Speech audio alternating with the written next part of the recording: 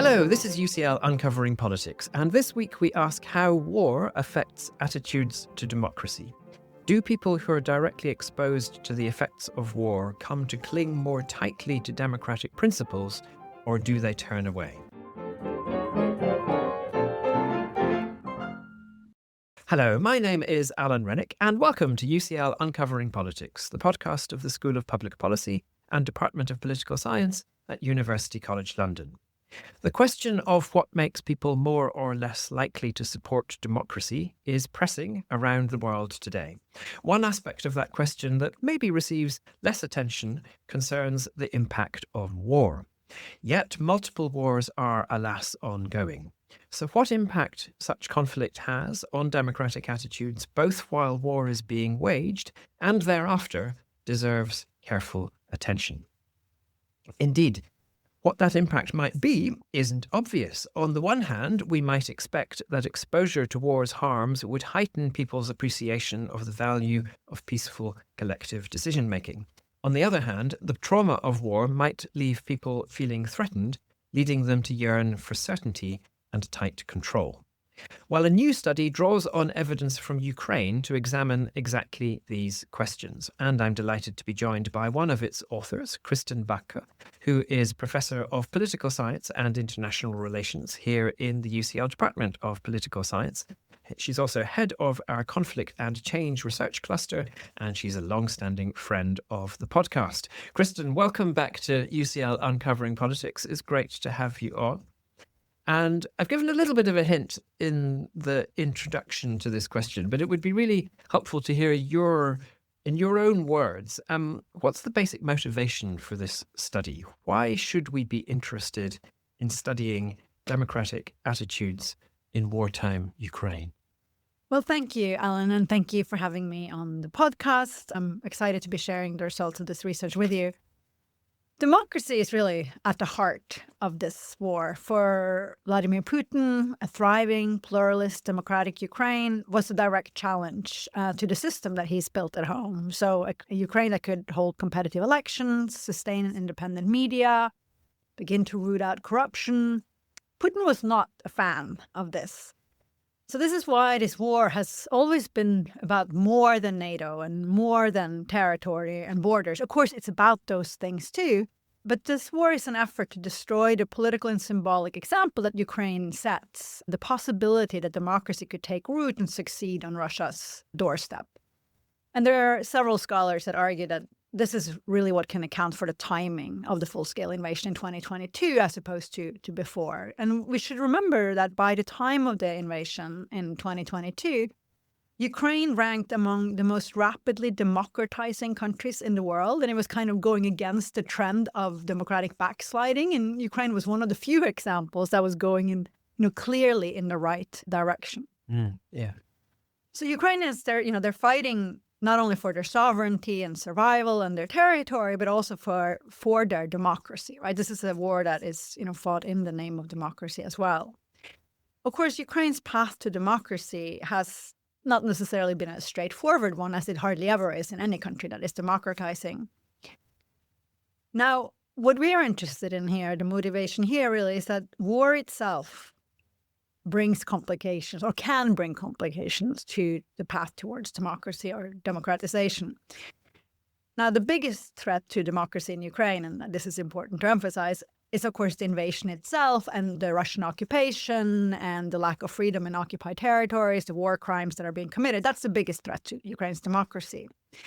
But for any country that is facing security threats, there is the risk that those threats could foster democratic backsliding, both through government restrictions on democratic rights and also a shift in value among citizens. So we know that in response to the Russian invasion, the Ukrainian government quickly implemented martial law. This is fairly common in wartime, and it's still in place, which means postponed elections, and obviously for good reasons. We can just imagine the difficulties of arranging free and fair elections in wartime, in a war-torn country. There's also been tightened media oversight, constraints imposed on political competition, so suspension of political parties with ties to Russia. These are efforts taken to try to sort of stop Russian disinformation and propaganda. And these are hard choices and offsets or trade-offs that wartime democracies make when national survival is at stake. So that's the setting in Ukraine. And we know that these are not steps that are unique to, Ukraine, a wartime country. So against this backdrop, we're interested in understanding how ordinary Ukrainians themselves think about democracy, right? So do they see free elections, free speech, and minority rights as principles worth protecting, even in the midst of war, when there may be very good reasons to impose restrictions on these principles? And in particular, we're interested in how experiences of violence, which are very widespread in Ukraine now, shape those views. And are some democratic principles kind of more at risk, so to speak, than others to those experiences of violence? So that's the motivation when it comes to Ukraine, but we think this speaks to bigger questions about democratic attitudes in wartime, which empirically we don't know that much about, and again, for good reasons, because it's hard to get this kind of data. And as you said at the outset, when you introduced our study, we can think of reasons why this would go both ways. So it's, it is a puzzle, like what would war and experiences of violence do to people's experiences or people's views on democracy? And, this is something we care about because ultimately the democratic values that people hold, those are important for democratic resilience. And we care about what ordinary people think about democratic principles in wartime because they're the ones who are holding their leaders to account, right? So how committed they are to democracy under the intense pressure of war and violence can tell us something about, the resilience of democracy and potentially what the post-war future might hold. So you said there that we don't know terribly much about this so far. I mean, do we have any existing knowledge? Are there any kind of foundations upon which we can start to build some hunches about what we might look out for here? Yeah, there is. So, there's quite a bit of work on, people's attitudes to democracy more generally, which are, literatures we can tap into. There is literature and research on what experiences of violence do to people's views on democracy and the principles related to democracy in the aftermath of war, which again are also relevant literatures to build on, which we do. And that's where we sort of, start when we start thinking about, what our expectations are. Now, one of the things that we thought was important and which we also see as a contribution in a way to scholarship on sort of democratic attitudes more broadly is that instead of asking people a broad question what they think of democracy kind of in the abstract, we make it more specific by focusing on distinct principles of democracy. So we ask what people think of protecting, free and fair elections, freedom of speech, and the protection of minority rights to make it more concrete. And we think that in many studies of democracy, when you ask a fairly broad question, you get quite widespread support for democracy. And we think that being more precise, we might be better able to capture what people actually think about these more concrete, distinct principles. It becomes something slightly more, you can put your finger on it. And are you thinking potentially also there might be different impacts upon different principles, different aspects of democracy? Yes, thank you. Absolutely. And that's, another reason or again, a key reason for why we want to break this down into 3 distinct principles to explore and see, whether one of them might be more at risk than others. And we think, let me tell you about what our expectations are, because we think there might be differences here, given, what existing research tells us. So we have 3 expectations when it comes to these 3 principles of democracy that I talked about. So the first expectation we have is about what people think about safeguarding the protection of minority rights. And our expectation here is that experiences of violence are going to be negatively associated with support for safeguarding the protection of minority rights during war. And this expectation builds on fairly long-standing bodies of work in social psychology and on conflict resolution that built on social identity theory, highlighting the adverse effects that violent experiences can have on attitudes towards the out-group. So deepening divisions between the in-group, so your group, and the out-group, and reduced capacity to forgive perpetrators of violence or those associated with it. Now, in the case of Ukraine, the out-group in question, that would be Russians, which is Russians are the largest minority group in Ukraine. Of course, those Russians are not the aggressor, but they might be associated with the aggressor, In people's Russia, minds. in people's minds, due to the language first and foremost. But there's also research suggesting that the effects of violence may have adverse effects beyond the wartime out group or the sort of group that is associated with their wartime out group, but that these effects may go for any out group, right? So it might deepen divisions between your group and kind of any group. And these are effects that can persist for years. So this is the literature we build on when we suggest that we think that experiences of violence might have an adverse effect on, or might be negatively associated with, people's sort of commitment to safeguarding the protection of minority rights in the midst of war. Yeah. Our second expectation is sort of similarly, we expect a negative relationship between people's experiences of violence and what they think about the safeguarding of the principle of freedom of speech in the midst of war. And this builds on research suggesting that people might be more willing to forgo civil liberties when they're facing security threats as a means to strengthen the state's capacity to address those threats. And that's a body of research that we think is relevant for thinking about what are people going to think about freedom of speech here. So we're expecting a negative correlation here as well. Our expectations are different when it comes to what we think about people's commitment to free and fair elections. And here we suggest that experiences of violence can have either a negative or a positive effect on people's commitment to safeguarding the protection of free and fair elections in the midst of war. And there's a couple of reasons for this. We know that elections are built on competition between groups. I mean, this is what elections are. Hence, their functioning requires a certain level of trust. Democracy also depends on social capital from networks that bind people together. The body of research that is relevant here suggests that experiences of violence can kind of go either way here. So there's a body of research suggesting that experiences of violence can erode both general trust and political trust. Experiences of violence might be detrimental to elections by dismantling civic associations and social capital. So that's why we would expect that experiences of violence have a negative effect on what people think about safeguarding free and fair elections.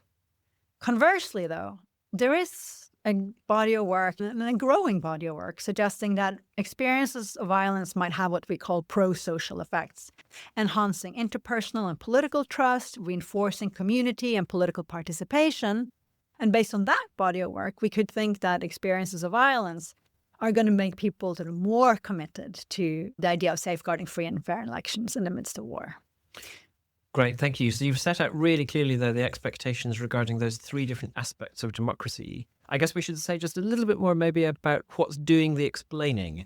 So you're not looking at kind of overall levels of support for these different democratic principles in the Ukrainian population as a whole, but you're looking at differences between different Ukrainians depending on whether they have been directly exposed to violence in the course of the war or not. Yes, thank you, Alan. And that's very nicely put to how you put it there.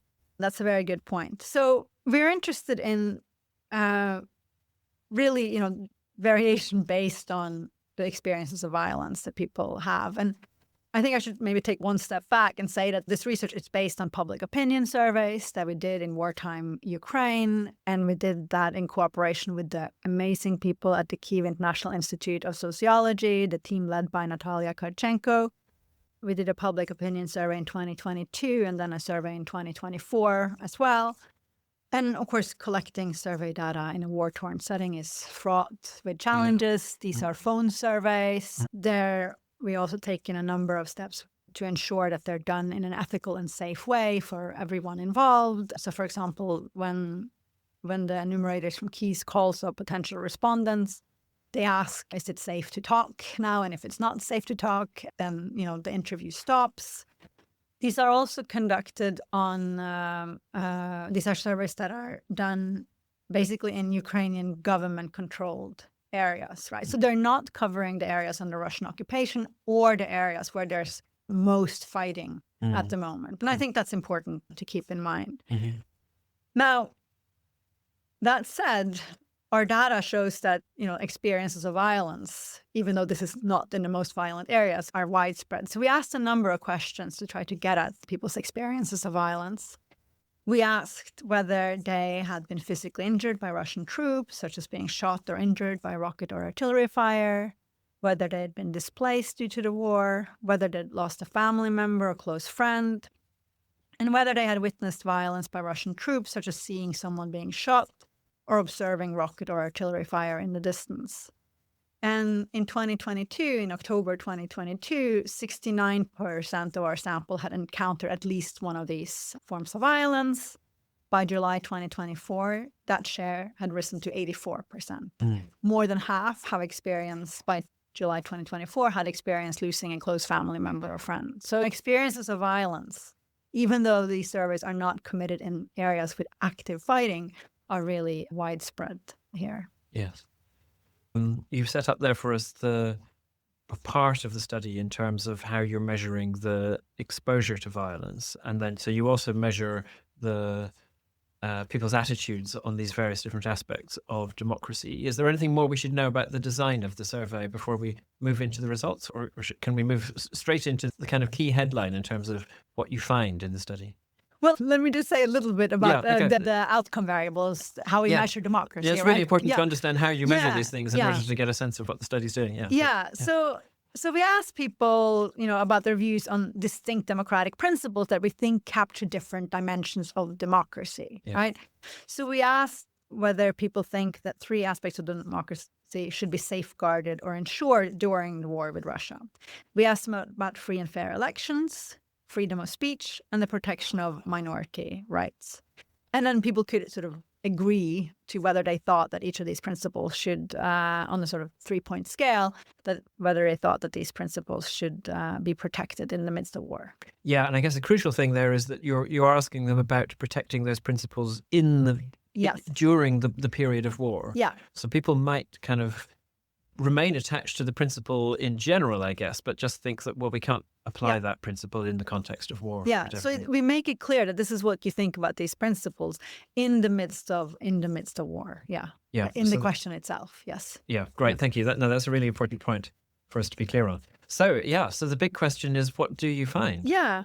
So, I mean, one, just descriptive in terms of what people think about these, principles, there's quite a lot of there's continuity between 2022 and 2024. The overwhelming majority thinks that freedom of speech and protection of minority rights should be safeguarded, protected during war. There's more skepticism about free and fair elections. We think this might have to do with feasibility considerations, in the sense that in some ways that feasibility considerations of holding free and fair elections might, even though the question isn't about that, might be influencing what people, say about it. And people will know, presumably, that free and fair elections have been suspended in Ukraine during the period of war. And presumably they may feel a kind of sense of loyalty, not kind of disagreeing with that decision. I don't know. Yeah. I think that's a good point. And so, for example, in 2022, when we did our survey, then Russia had just organized these not free and fair elections in occupied areas. So people might have had that in mind. In July 2024, there were big debates in Ukraine and also internationally about the postponing presidential elections.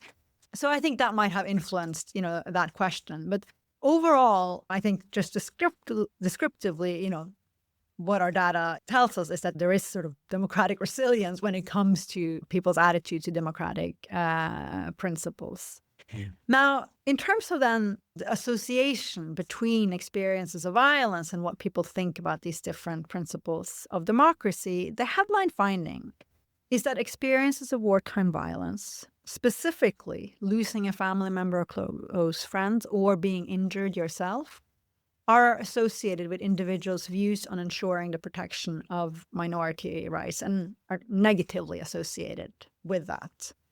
So experience of violence leads to lower support for maintaining minority rights in the context of war. Yes. And that's really the main finding. So other forms of violence don't seem to matter for any of the principles of democracy, people think about them very much. And there isn't really a consistent or relationship between any experiences of violence and what people think about free and fair elections.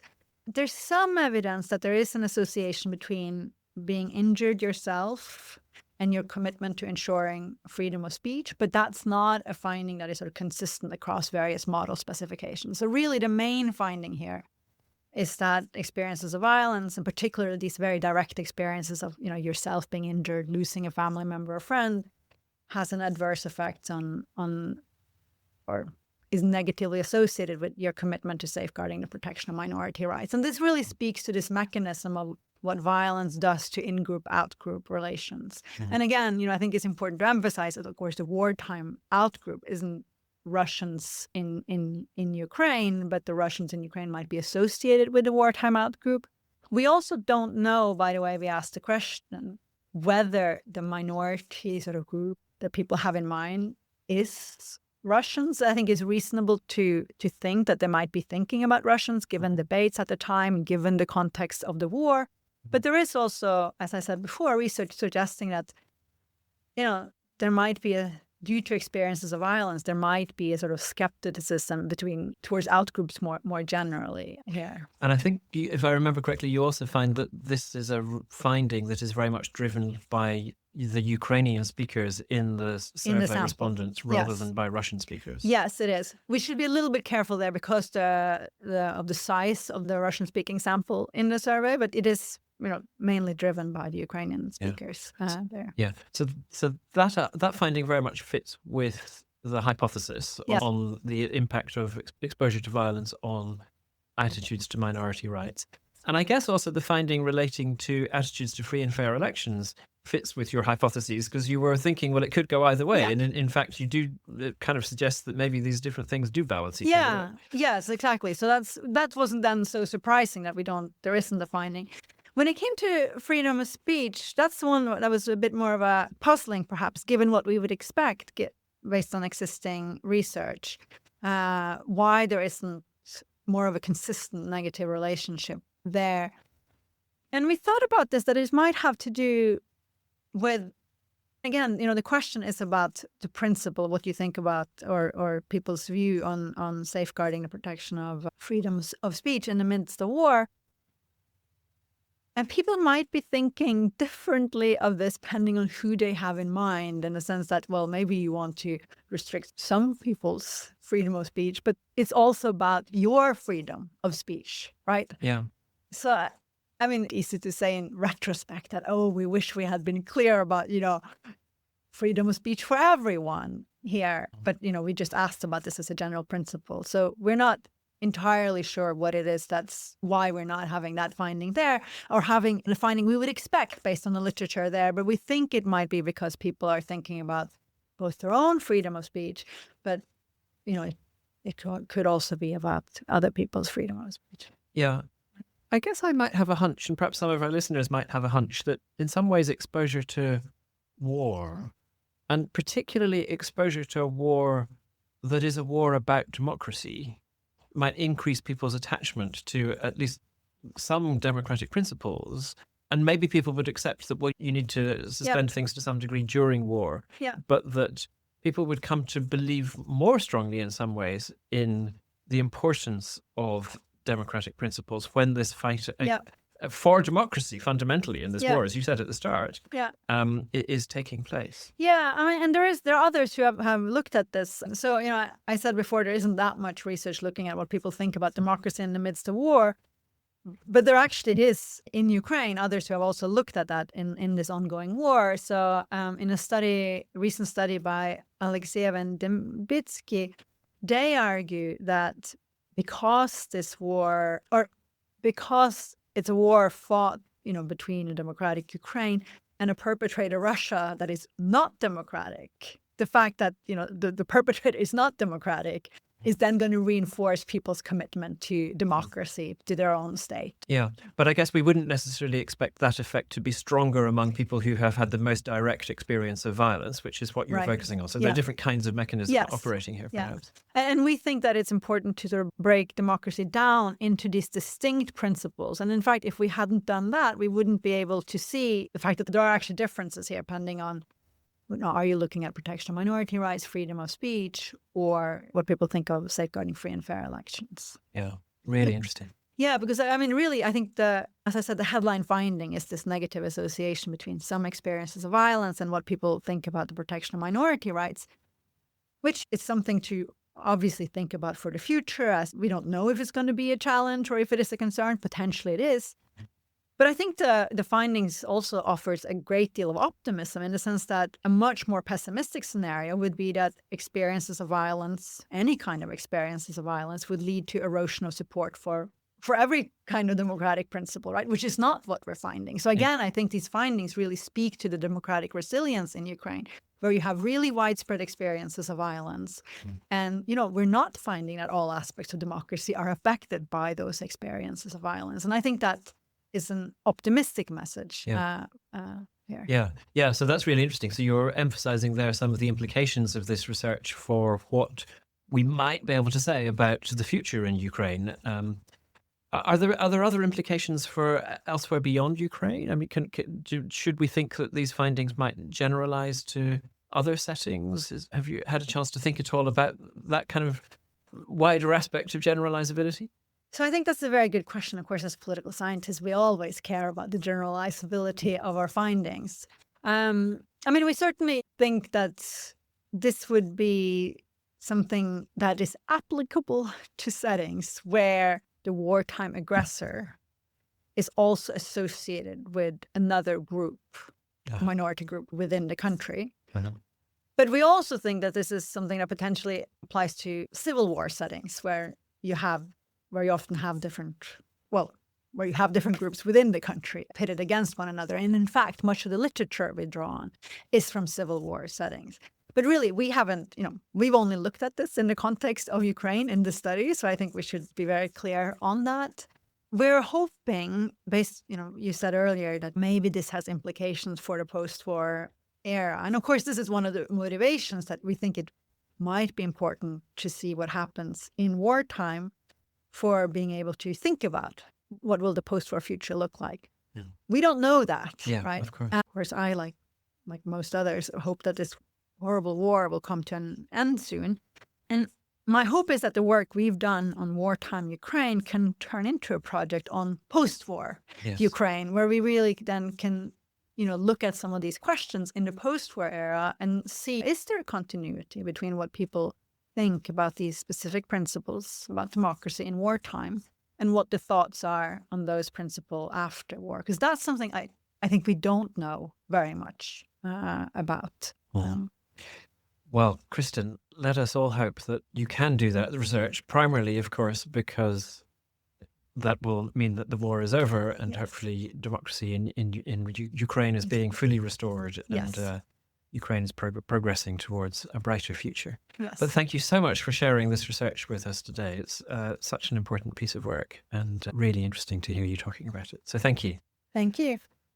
We have been discussing the article Conflict Exposure and Democratic Values, Evidence from Wartime Ukraine by Kristin M. Backe, Marianne Dahl and Kit Ricard, recently published in the Journal of Peace Research. And in fact, the article is part of a special issue of that journal on political violence in democracies, which contains a really diverse set of pieces on many aspects of that overall topic. It's well worth taking a look into. And we will, as ever, put details in the show notes for this episode.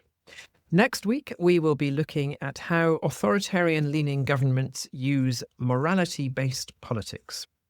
To make sure you don't miss out on that or other future episodes of UCL Uncovering Politics, all you need to do is subscribe. You can do so on Apple, Google Podcasts, or whatever podcast provider you use. And while you're there, we'd love it if you could take a moment of time to rate or review us too.